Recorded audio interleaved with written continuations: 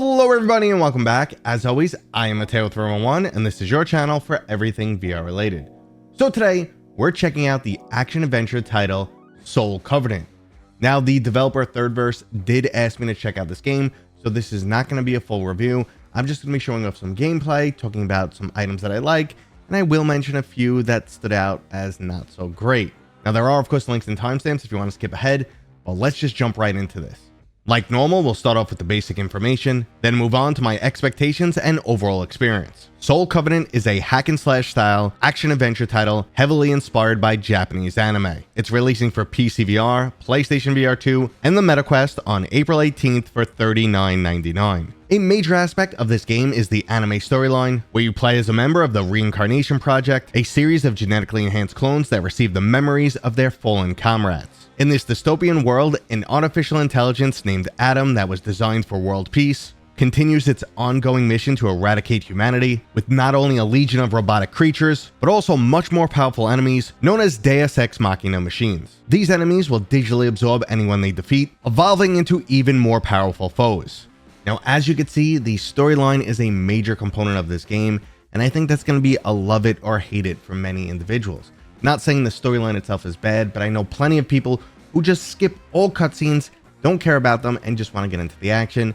And if that's you, you're probably going to be missing out on a very large aspect of this game. Now, on the opposite side, if you are a lover of anime, this might not deliver enough for you, because the cutscenes are just plenty of narration with a few pictures. I will say the overall storyline itself is fantastic. It's this crazy dystopian world where the AI overlord basically has a god complex, has to eliminate all humans, and you are on this fighting force of reincarnating heroes that actually go into battle with the bones of your fallen comrades. That's right. Since you're genetically enhanced and cybernetically enhanced, when you die, your bones harden into some type of weapon, or at least it can be made into a weapon, and it's just a wild concept. So make sure to go pick up my bones. Now, when it goes into my overall expectations for this title, as a Thirdverse game, I was definitely skeptical. They previously made other fighting games such as Swords of Gargantua and Alt Airbreaker, both of which did feature some really cool concepts, but ultimately just evolve into a grind fest. So I was just expecting some more physics-based swordplay, some flashy graphics, and not much else. Now, one aspect that is working in favor for this game is the core team from the highly regarded 2013 action RPG Soul Sacrifice was brought back together for this project, and they've also worked on some other big name titles. In practice, the game definitely sets itself apart, but I'm not sure it's all 100% for the better. Thirdverse lists both Swords of Gargantua and Alt Airbreaker as multiplayer sword fighting games. When it comes to Soul Covenant though, it's listed as VR tactical action. They've basically stripped out the physics-based combat and made it much more of a hack and slash with a few additional combat aspects.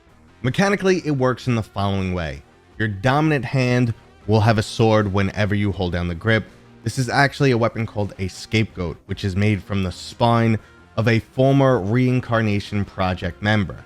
When you grab it with two hands, it turns into a scythe, which has more range and can blast enemies into larger groups and pretty much knock down multiple people in one shot. Additionally, as you kill the enemy, they're going to drop these orbs that you can absorb and power up your blaster that you fire like this, that you could pretty much mow down everyone on screen.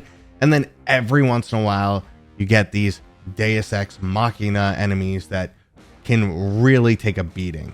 So you just got to time their attacks, block when needed, counterattack, and if you let go of your weapon and kind of just avoid all combat for a while, you'll start to heal. All of these aspects do work extremely well together and does eventually form some tactical combat, but it takes way too long before the game gets difficult at all. Between the cutscenes and first two tutorial levels, you're looking at 30 minutes already, and the next few battles after that are still extremely easy. Now, my next fear was after about an hour, I had witnessed everything this game has to offer, and I would just be continually repeating the same process over and over. Luckily though, that wasn't the case. There's an RPG style system that allows you to upgrade your skills by utilizing the crystals dropped from enemies. You could also use them to upgrade your main weapon, and you will eventually unlock new weapons as you get further into the game. Additionally, some levels have alternate objectives like defending bases. So there are a bunch of different things going on here, including that RPG system, multiple mission types, and of course this really trippy storyline that definitely takes some twists and turns. Now at this point, I should have pretty much answered the majority of questions about this game for you. If I missed something, let me know what it is down in the comments. Additionally, I was pretty vague in some areas because I wanted to avoid spoilers for the storyline and just kind of keep it exciting for you guys when you unlock new things. Moving on though, I'm gonna give a little bit of a verdict and recommendation, not a full one, but before that, I just want to compare the Quest version and PCVR. The Quest version, just like every other VR game out there, is the same exact game. It just doesn't look as good. That's the only difference, really. And when you talk about the graphics on this title, when it comes to the Quest version, it's like average. It's nothing special. It doesn't really look that good. But when you move to PCVR, this is actually a really nice looking title. Definitely not the best of the best, but some of those really cool characters they made look excellent in VR. The background is obviously much better. It feels much more immersive, but overall it's just a prettier version of the same game. So if you only have Quest, you're really not missing too much. Okay, so when it comes to recommending this game, it's definitely not a must play for everyone. There's two aspects that you have to be into. You have to be into hack and slash style combat, because if you're looking for physics-based combat or just something that's truly challenging and really refined, this isn't it. This you get in there, you know, you feel empowered, just smack enemies around, and then when you get to the bosses, yeah, you got to be a little bit more strategic, but overall, it's still not that difficult. Additionally, if you're not into the storyline or storytelling in general, you're the type of person who skips all the cutscenes, yeah, this probably isn't for you, especially at the $40 price tag. I will say one thing though, both PCVR and the Quest have great return policies. So if you want to try this game out, go play for just under 2 hours, and if it's not for you, return it or wait for a sale. That's my recommendation. If you're on PlayStation VR 2, we know there's no returns, so that's pretty awful. What I would say is just wait for a bunch more official reviews from people you tend to have the same opinion with, and then make your decision after that. Like I said, this is not a full review, and Third Verse asked me to play this game, so I'm not doing, you know, a full review, conflict of interest there. I'm just kind of giving you guys an overview of the game, my experience.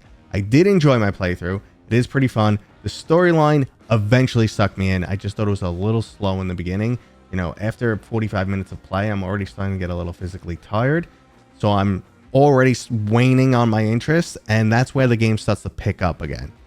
So just let you guys know that. I hope you guys enjoyed this video. Again, if I missed anything, let me know down in the comments. If you did enjoy it, thumbs up. And as always, I'll see you guys on next time.